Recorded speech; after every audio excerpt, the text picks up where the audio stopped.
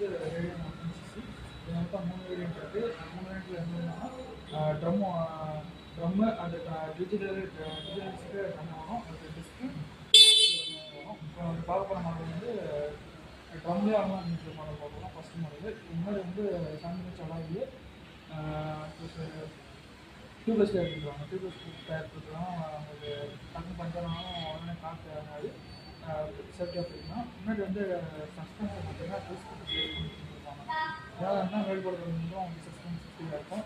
இது SPD சிக்னலைஸ் braking system கொடுத்துருவாங்க. என்னென்னா உங்களுக்கு முன்னாடி சேர்ந்து அப்படின்னா உங்களுக்கு சேஃப்டி இருக்கும், ஸ்கிட் ஆகாது.